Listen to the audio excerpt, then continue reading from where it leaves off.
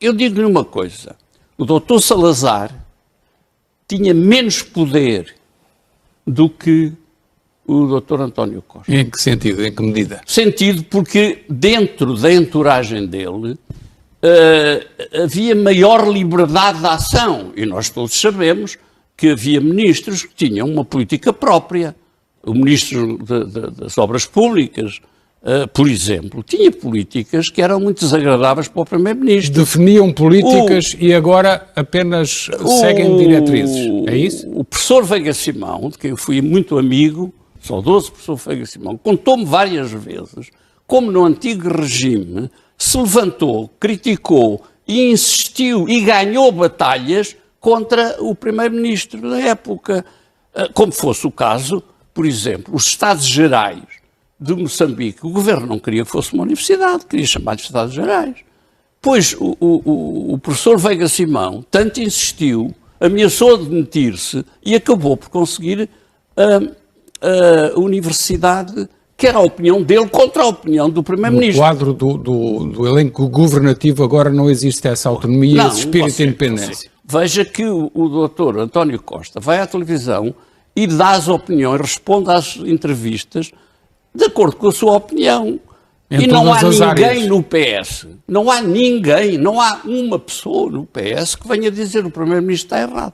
Ora, isso não era verdade no antigo regime.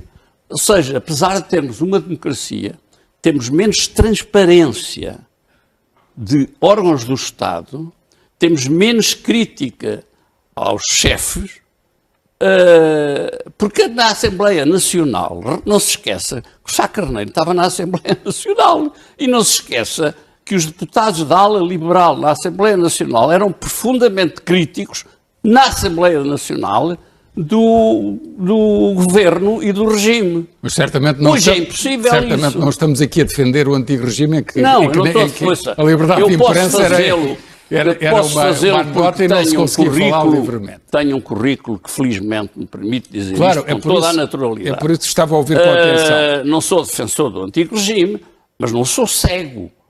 Ou seja, verifico que todos estes anos de corrupção em que os próprios negam isso. Repara, a doutora Elisa Ferreira, há dias... Está bem, mas deixa-me só acabar com isto. A doutora Elisa Ferreira, há dias, numa entrevista, teve a lata de dizer, perguntada sobre se os fundos comunitários tinham sido sempre bem utilizados, ela teve a lata de dizer, com certeza, porque se não fossem bem utilizados, estávamos a colaborar com os frugais, os holandeses ou os alemães, frugais que dizem que nós tratamos mal os fundos. Mas afinal, nós estamos aqui para combater os frugais ou para defender o nosso país e fazer um país decente, honesto, não corrupto?